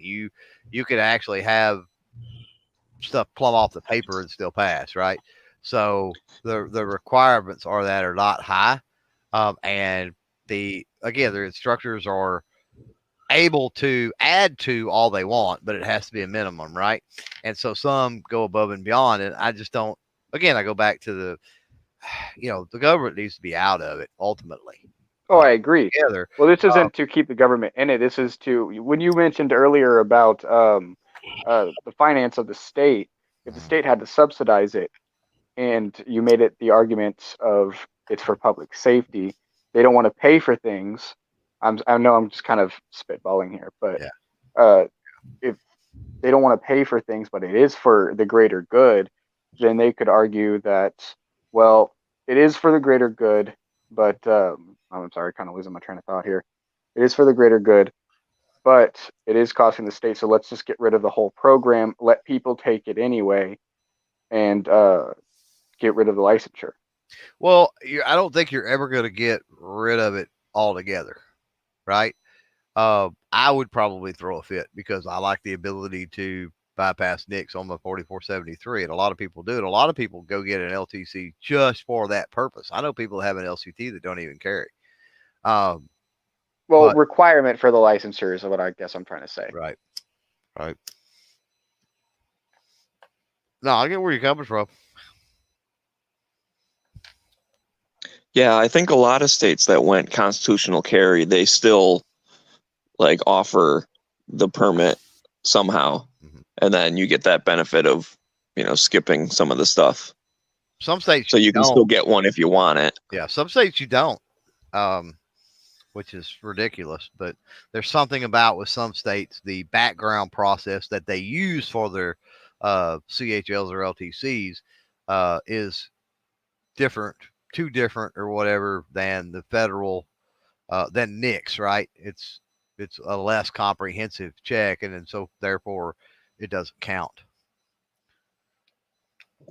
Yeah, I've actually heard that some states that have constitutional carry actually saw a surge in concealed carry permits because people wanted them for when they did travel out of state. And I don't know if that could be related to the fact that constitutional carry was passed where they live and they're like, oh, I'm going to give this a try. And then like, hey, I really like carrying a firearm. And then they realized if they did leave their state, they weren't going to be able to do so. So they got the concealed carry permit afterwards just for reciprocity reasons. But that is something that I have heard, is that those states with the constitutional carry did see an increase a lot of times. Matrix says, remember, if your state passes a pot law, ATL will not accept your CCW for bypassing the background check. See Michigan, he says. So that's interesting. I would have to look into that because it makes true here too. That's true in Washington. Yeah. I don't know. In 1639, they threw out our ability to pass anything with our CCW, but we also have never had a training requirement. So therefore, we're not transferable to too many states because we don't require anything. You just pay the money and it's yours, which is still an infringement, less infringing, I guess. Well, I don't know if that's the reason. You're welcome in Michigan. I don't know if that's the reason, Woods, because Pennsylvania doesn't have any training requirements either, and Pennsylvania's concealed carry is accepted in 30 other states, over 30. I was just saying that I know that that's the reason Oregon doesn't take it. Oh, okay. Well, we're talking. There's a difference between the ATF, it being acceptable to bypass the NICS check, and it being reciprocal. That's two totally separate things, though, too. I mean, I'm not saying what state is the best state ever, but I am saying Michigan accepts all 50 states. Right. So if you're lucky enough to be, in a communist state and you get your permit, you have reciprocity with Michigan. I know a lot of other places are like, oh, California doesn't accept ours. Well, screw them. We're not going to accept theirs. But Michigan's like, hey, sorry, you live in a crappy state, but if you come here, like, we'll still honor it. Yeah. Just saying. I'm pretty sure Ohio is doing that as well. The Utah permits were actually really popular here in Pennsylvania for the longest time, and then I don't know, it's probably 6 or 7 years ago. I think Ohio said, you know what, as long as you're a concealed carry permit holder in your state, we're gonna accept it, and it effectively killed the Utah permit classes here in PA because now we had reciprocity in Ohio. Doesn't Texas do the same thing, Clover? What's that? Except all other states? No, we don't accept all other states. No. Okay, I thought we did. I don't You I know, don't think so, unless something Is it- changed. Is it Florida that has the one that has the most states of reciprocity, and maybe some other Eastern Seaboard, Mid-Atlantic state where it's like 20 or 30 reciprocal state agreements? Michigan's accepted in 40. Okay. Just saying. And now that I'm thinking about it, you said the O word. I think we should change it to where we only accept 49 other states because, screw Ohio. I'm going to go write my congressman right now. Right. I'm gonna jet. Great chat tonight. Great talk all day. Keep up the fight, everybody. Remember to get those comments in, and I'll catch y'all sometime tomorrow. Right on. Thanks for dropping in. See you, Clover. I'm tired of the 2A, man. I'm tired of the 2A. I'm gonna do a year 2A. I'm quitting the 2A, at least for the night. Off and on. Trader. Bye. Right on. Go easy, Clover.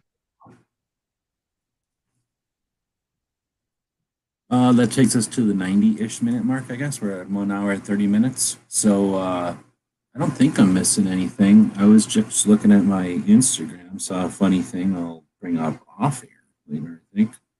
But I see a lot of people reposting at 13,021. So somebody had taken a screenshot when there was 13,000 comments, which, I guess it kind of depends on our servers. When you think about something that exists on the internet, if it's coming from a source, it has to be created and then distributed, right? And it's just not possible for one, it's not magic. If I create something like a picture here, and you want to look at it in Florida, it's not the distance so much as the number of like crossroads between the two that, Google Maps would map out the most direct route to get there. So it's possible that with certain things, they're going to take copies of that picture and just place it in maybe regions of the country so that when someone asks for that picture, they don't have to go all the way back to Arizona to get it. I don't know if that's the best analogy, but there's the processes like that happen. And what that means is even though they're all pulling from the same place, they may not all have the same snapshot from the same moment in time. So anyway, their snapshot, their screenshot is at 13,000. So that must have been somewhere between when we were live, when it was at 5,000 earlier today, and then now, which is 22,000. So that means that somewhere in there, somebody took a screenshot. Somebody said, look at, something's happening. Let's jump on this. And then that's going around Instagram, at least with the stuff the people I follow on Instagram. So that's kind of interesting, so we'll see what kind of momentum builds up. But otherwise, I didn't see much else on Instagram, just kind of a typical day. Christmas time, things are kind of slow. Clover isn't really 2A. So earlier he had a show that wasn't even about the brace situation. So they took some time off from it. And that's all I really watched. I don't have anything else. I normally would post the stuff that I watched, but when the long show ended, the 4.5 hour show or whatever, I ended it so that I could watch the Polite Society podcast, but then me and Walton ended up bullshitting off air and I didn't even watch it. So did anybody watch the Polite Society thing live today? It was an hour and a half. No. I did not. It looks like it was mostly their normal crew, and I don't know what they were talking about because I literally wasn't even listening to it. And then we talked about Baby Yoda for like an hour plus over on Matt's chat. Did anybody watch Baby Yoda show? No, You Negative. nerds. I'm not even 2A anymore. You're not even nerds. Like, what the hell? How can you not watch the Baby Yoda show? Did you ever watch Star Wars? I did, but I've never seen the Baby Yoda, so Right. I haven't watched the Baby Yoda show. I don't have that Disney Plus or whatever. Same. Right on. Well, you understand that it's a thing, and it ended Friday, except that it actually comes out like Thursday night at midnight. So I watched it like 17 seconds after it came out because it was the season finale of the second season of the show. A lot of people are saying it's their favorite thing ever because it's, you know, how things are, they get better. They film this thing in a big, basically like they take four TVs and they kind of stack them in a big box, and then they just put the actors in this giant TV thing, and then they play, you know, whatever they need, space or some alien planet or whatever. So it's not like an old-fashioned background. It's like, and it's not completely CGI. It exists, but it's anything they want, and it's all fancy computers or whatever. So if they're standing over here and the camera angle is like this, all the perspective warps and everything changes. So really, really, really high production value, and I think it's pretty cheap to do. All they really have to do is put them in costumes, and yeah, they're really wailing on it. And what happens is, I think they call, what do they call it? Crap. They gave me a word for it. There's some woke word you can call it, but basically they go back and stroke all of our memories from being old. So they're making Boba Fett run around and act like a sand people. He hangs out with sand people now, and he fights like them. So he goes around kicking stormtroopers' ass like a ninja, except he's like using a sand people sword stick thing, and just crazy. Like, they know exactly what to do to make it sticky for us old people, and then that means we're going to force our kids to watch it, right? So they basically have forced a whole other generation to like Star Wars. They're genius. Oh, they got rid of Baby Yoda. Baby Yoda's not even on the show no more. They take Baby Yoda, give him to Luke Skywalker, and he's gone. Boom, get out of here. You go hang out with Luke Skywalker. Oh, thank fuck. Yeah, so now it's Boba Fett, 2 chick Boba Fetts, because it's that woke, and then another Boba Fett. Or no, it's actual Boba Fett, the new Boba Fett who acts like he's Boba Fett, but he hangs out with Baby Yoda. And then 2, I'm not saying they're lesbians. I'm just saying there's 2 Boba Fetts that are Mandalorians that are women. They hang out together. And then, yeah, they're going to go 4 Mandalorians deep into the, I don't know, space or something, and they're going to save some planet, I think. Without Baby Yoda. Baby Yoda's hanging out with Luke Skywalker, and everybody's convinced that we're never going to see Baby Yoda again. Which makes no sense. It's all their money. Well, it's all their money, though. It's like saying, hey, we're never going to see Ewoks again. I'd be happy with that, but you still see Ewoks all the damn time. E-chop a yub nub. Sorry, that's the only Ewok I know. Yub nub, E-chop a yub nub. It's too much Ewok. Hey, come on, man. This is a gun chat, not Ewok garbage. So, anything else? We're gonna end it because of Ewoks. We're not quite at 2 hours. It's more 2A to go full 2 hours if we're this close. But you know, we can't make up for a weak audience. If the audience isn't gonna chat and stuff, we can't do all the talking. What's all this internal chat over here? What are you guys just talking to each other? Yeah, we went to 2A forum. Huh? Well, I think Wield and Patriot are still out there, and Patriot was talking about the ATF and CCW stuff. And I just want to quickly say, if we can go back to the what Clover was talking about in the political party discussion, the Republican Party has its foundation in freaking Nebraska, you guys. It was mid-19th century as a response to the anti-slavery movement and the Kansas-Nebraska Act. So the next stage that I wanted to talk about, and if anybody's living in the South, and I know Wield is over there in Georgia, there were the Dixiecrats. Now that was based on race, so that wasn't cool. It lasted for a couple of years, but it was in response to the trying to shed the Republican Party for Southerners, and so that's that whole Southern voting paradigm shift. It was not that long ago. So we go mid 19th century for the Democratic Party, mid 20th century for the Dixiecrats, and now we have whatever it is now today. And so that migration between parties, though we don't want it to apply to anything, any constitutional right or, that sort of thing, the presence of that does set the tenor for people's voting and awarenesses. So I want to know, really, besides being polite and conducive to conversation, how do we get people who may on either side to understand that historically their parties have been reactions to things like race?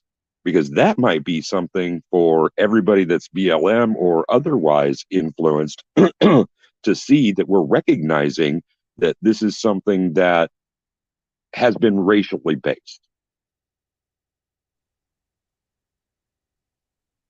And Woods is on it too in the StreamYard text chat. I mean, that, I'm gonna say not to be a Debbie Downer or anything, but I think the response to that, if you go that route, I mean, I'm not disagreeing, but would be, yeah, but that's in the past, man.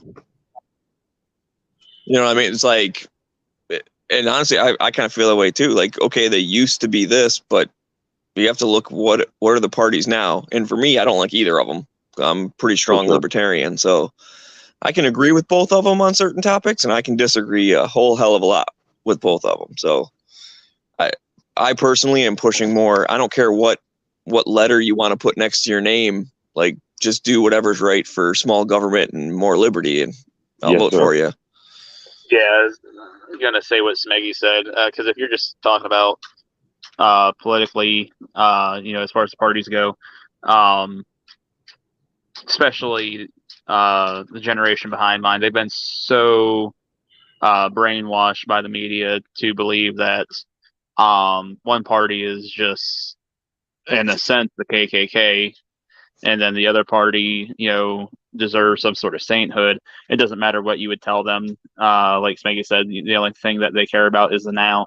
But I think there has been a brainwashing that has happened. And, you can look at guys like Maj Touré or Kevin Dixie, where they're like, hey, this isn't the case, people. If we pay attention here, they make strong points, but even they are met with resistance. So us being photo negatives of the people that you'd be trying to say this to, we'd be met with far more resistance. So I don't think it would do much good. I mean, it doesn't ever hurt to try, because there's always that handful that you're going to reach, but the vast majority, it won't sway. Perhaps one of the strongest messages I've tried to communicate to people is that this shit is not a partisan. These are not partisan issues. And to continue to couch your expressions and your belief based on your political affiliations it's dangerous almost. So the example I'll give is the damn line at the post office on Friday. I'm sitting in the lobby, and they're all, we're all masked up and standing in there. And on the front of my mask, I have a 2x3 Velcro patch, and I use the 2022 A flag patch, and I put it there. Well, a dude asked me about it, and from there, I know I was reaching the entire foyer, because his discussion with me started to draw eyeballs. And eventually a few people they perked up, and they didn't actively participate. It was a passive participation, but I could see some of the wheels turning, and when people were, narrowing their eyes and concentrating on what was being said. And so, I mean, if it's a passive reaction that I get, that's freaking awesome, because I hope they're taking it home and discussing it with their, with theirs. So I'm just trying to not be offensive and as inclusive as possible, so that people will be able to relate their personal experience and maybe engender in them the exploration of a deeper understanding and truth. So I don't think I'm barking up the wrong tree, but I might be too small a dog. Does that make sense? But enough dogs barking makes a pretty loud sound, so I think Yes, if we sir. all Yes, sir. follow that model, we can make a lot of headway. Yeah, I just don't want to be interpreted as what I call a yip dog. Anything that's 10 pounds or less and has such a piercing, bark.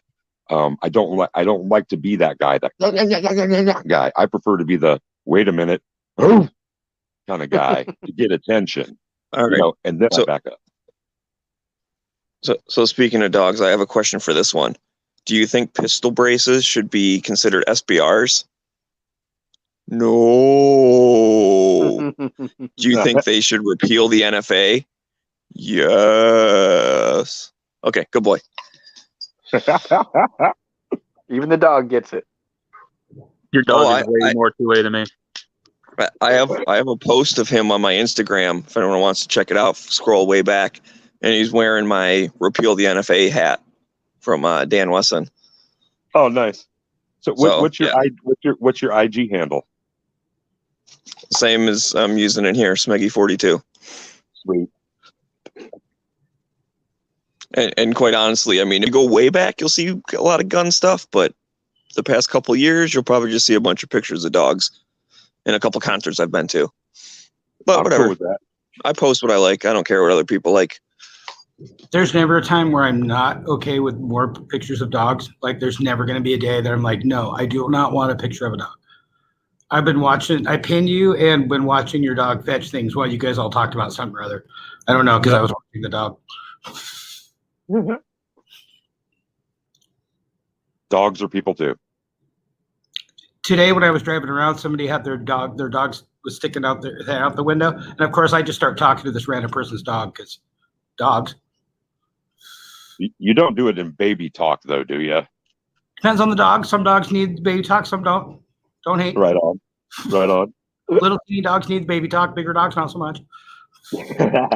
So we went to the dog park a couple weeks ago.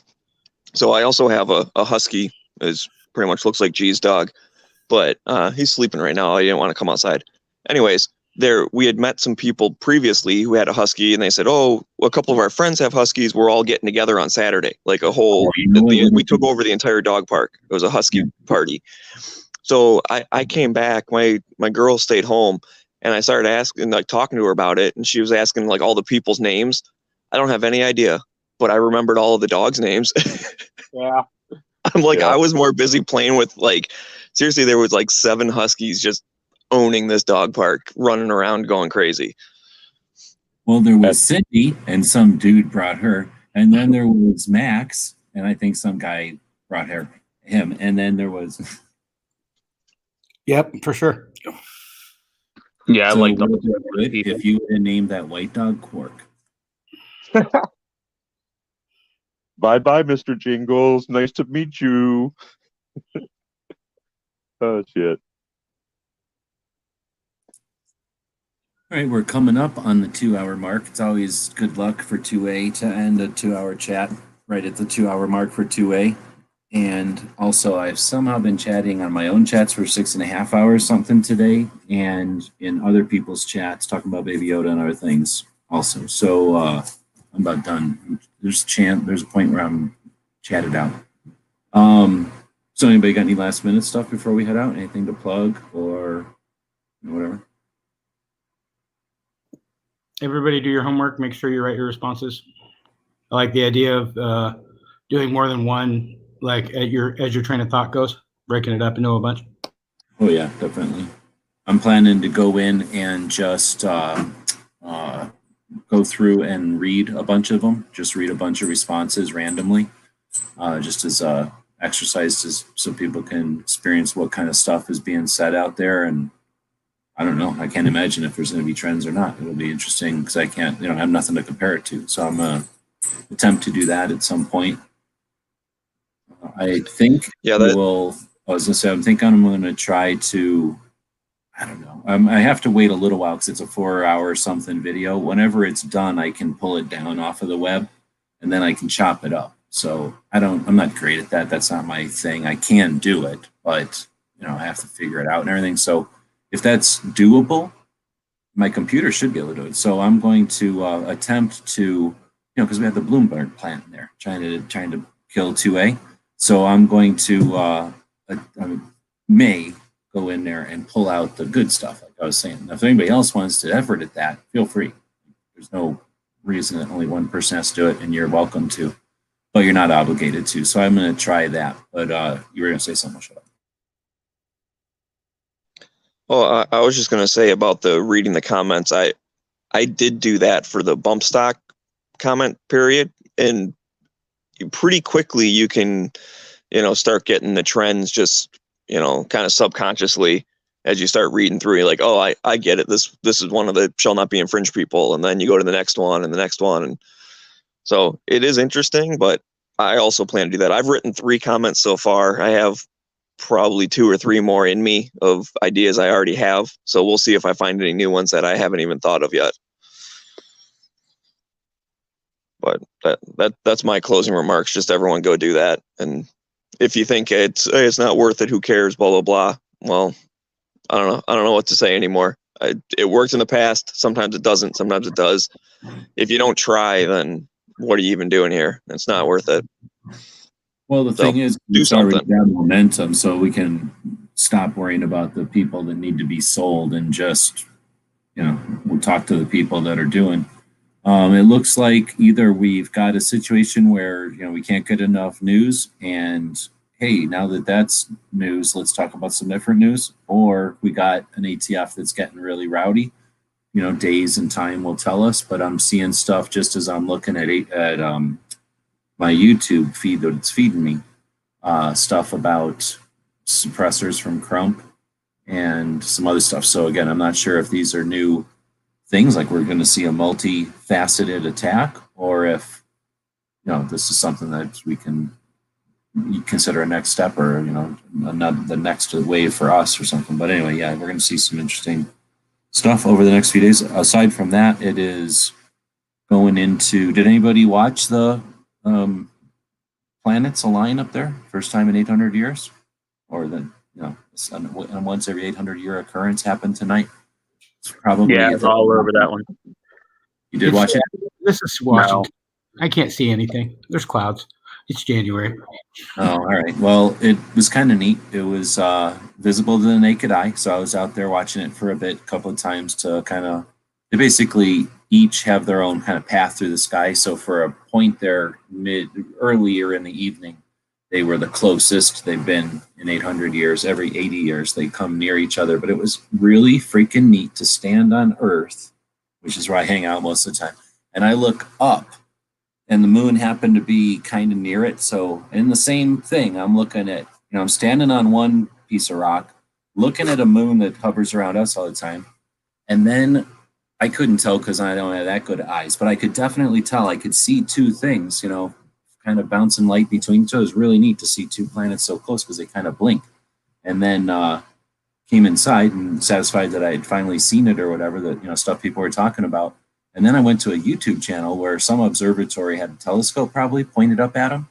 And you ever seen Saturn? It's really neat to just see Saturn through a telescope, because it looks crazy having a thing that's floating around in space with rings around it, right? And it's hanging around right next to some other giant rock. So anyway, kind of neat. I think it's neat to think about it, that we've seen enough cartoons where, they expand space at unreasonable rates so that you can experience, the concept of how large our solar system is. And it's just neat to see that now that we know what's going on.